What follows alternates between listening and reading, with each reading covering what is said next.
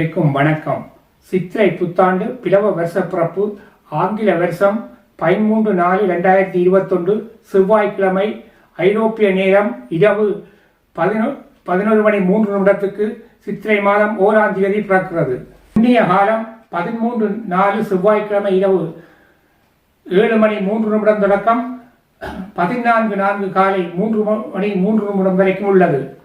பிளவ என்ற சமஸ்கிருத சொல்லுக்கு தமிழ் நில அறை என்ற பொருள்.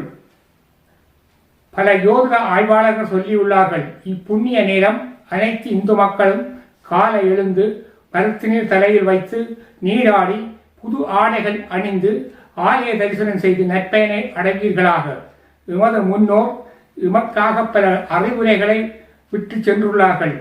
அவையாவன: காலை எழுந்ததும் முதலில் பார்க்க வேண்டிய பொருட்கள்.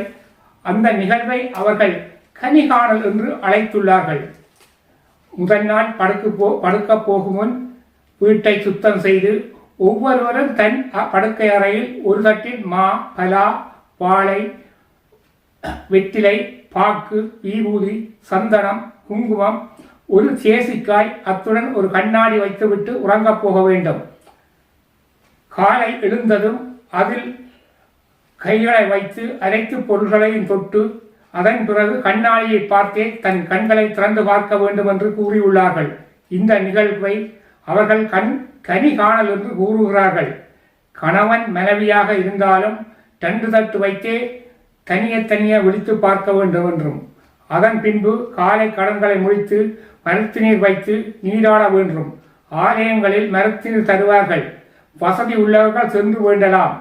மரத்தினீர் வைப்பதன் பொருள் நம் உடலில் உள்ள நோய்கள் தீரவும், நாம் அமைதியாக வாழ்வை அடையவும், பழைய தீர்ந்து புதியவை எமது உடலை உள்ளத்தையும் தூய்மைப்படுத்தும் என்று சொல்லப்பட்டுள்ளது. மரத்தினீர் தயாரிக்க தேவைப்படும் பொருட்கள்: தாளம்பூ, தாமரைப்பூ, மாதுளம்பூ, துளசி, விஷ்ணுகிரி, ஸ்ரீதேவி, வில்வம், தெப்பை, பால், மஞ்சள், கோசலை, சுக்கு, கோமயம், கோமோசயம் இவைகளை சேர்த்து செய்வதால் சிறிது மனமாக இருந்தாலும் அதை வைத்து நீராடுவதே சிறந்தது என்று புது வருஷத்தில் கண்டிப்பாக உடலுக்கும் உள்ளத்துக்கும் நல்லதென்றே பஞ்சாங்கம் போன்ற நூல்கள் கூறுகின்றன. ஆகையால் அனைவரும் இதை கடைபிடித்து பயன்பெறுவீர்களாக. ஆடை அணிதல்: புத்தாடை அணியுங்கள். நீலம், சிவப்பு கலந்த ஆடைகளை அணியலாம். பிளவ ஆண்டின் நிறங்கள் நீலம், சிவப்பு என்றே எழுதியுள்ளார்கள். அதேபோன்று பவுன் அணிபவர்கள் நீலக்கல் வதித்த நகைகளை அணியலாம். உணவு என்றதும் அறுசுவை உணவை அருந்துங்கள். சர்க்கரை சாதம் கண்டிப்பாக அருந்துங்கள். வாழைப்பூ, வேப்பம்பூ, பாவற்காய், மாங்காய், வாழைக்காய், பூசணிக்காய் போன்ற வகைகளை சேர்க்கலாம்.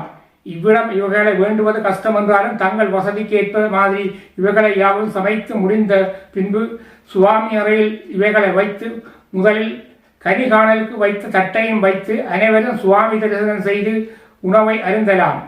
ஆலயம் செல்லக்கூடியவர்கள் ஆலய தரிசனம் செய்வது இன்னும் சிறந்தது. கண்டிப்பாக நெய் விளக்கு ஏற்றுங்கள். பிளவ ஆண்டின் சிறப்பே நெய் விளக்கு. ஆகையால் வசதி உள்ளவர்கள் நெய் விளக்கு ஏற்றுங்கள். கைவிசேஷம் என்றவைகளை உங்கள் குழந்தைகளுக்கும் நண்பர்களுக்கும் செய்யலாம். கணவன், மனைவி, தாய், தந்தை, கண்டிப்பாக வசதி இல்லாதவர்களுக்கு உணவும் பணமும் கொடுங்கள். அதுவே சிறந்தது.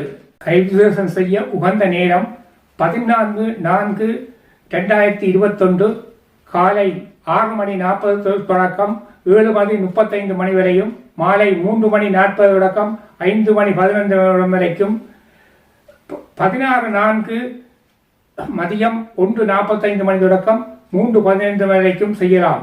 வசதி இல்லாதவர்கள் 16/4/2021 பின்னேரம் 1:45 முதல் 3:15 வரையும் செய்யலாம். கைவிசேஷம் செய்யலாம். அனைத்து நேரங்களும் பஞ்சாங்கங்களில் உள்ளபடியே சொல்லுகிறோம். இவை யாவையும் கடைப்பிடித்து பிளவ வருஷம் நீங்கள் அனைவரும் நல்வாழ்வை அடைய இறைவனை பிரார்த்தித்து, இத்துடன் ஒவ்வொரு ராசிக்கும் உள்ள ஆதாய விரய பலன்களையும் கேட்டு நலம் பெறுங்கள். செவ்வாயை அதிபதியாக கொண்ட மேஷ ராசியாளர்களுக்கு விஜயம் 14, ஆதாயம் 8. சுக்கிரனை அதிபதியாக கொண்ட ரிஷப ராசியாளருக்கு விரயம் 8, ஆதாயம் 2. புதனை அதிபதியாக கொண்ட மிதுன ராசியாளருக்கு விரயம் 5, ஆதாயம் 5. சந்திரனை அதிபதியாக கொண்ட கடகராசிகாரருக்கு விரயம் 11, ஆதாயம் 5. சூரியனை அதிபதியாக கொண்ட சிம்ம ராசிகாரருக்கு விரயம் 14, ஆதாயம் 2. புதனை அதிபதியாக கொண்ட கன்னி ராசிகாரருக்கு விரயம் 5, ஆதாயம் 5. சுக்கிரனை அதிபதியாக கொண்ட துலாம் ராசிகாரருக்கு விரயம் 8, ஆதாயம் 2. செவ்வாயை அதிபதியாக கொண்ட விருச்சிக ராசிகாரருக்கு விரயம் 14, ஆதாயம் 2. குருவை அதிபதியாக கொண்ட தனுசு ராசிகாரருக்கு விரயம் 5, ஆதாயம் 11. சனீஸ்வரனை அதிபதியாக கொண்ட மகர ராசிகாரருக்கு விரயம் 14, ஆதாயம் 14. சனீஸ்வரனை அதிபதியாக கொண்ட கும்ப ராசிகாரருக்கு விரயம் 14, ஆதாயம் 14. குருவை அதிபதியாக கொண்ட மீன ராசிகாரருக்கு விரயம் 5, ஆதாயம் 11. தனுசு மீனம் ராசி தவிர அனைத்தும் பாதிப்படைந்தும் மிதுனம், கன்னி, மகரம், கும்பம் ஆகிய ராசிகள் சம பலனை அடைகின்றன. இவைகள் யாவும் பஞ்சாங்கம் சொல்லும் பலன்களே. கிரகங்களின் நிலைகளை இக்கிரகங்களையே தொழில்பட வைக்கும் ஒவ்வொருவருடைய குல தெய்வங்களை நீங்கள் வணங்கி இந்த கிரகங்களின் கெடு பலன்களிலிருந்து விடுபடலாம். தெய்வத்தால் ஆகாதது எனினும் முயற்சிதன் மெய்வருந்த கூலி தரும். நலம் பெறுவீர்களா? நன்றி, வணக்கம்.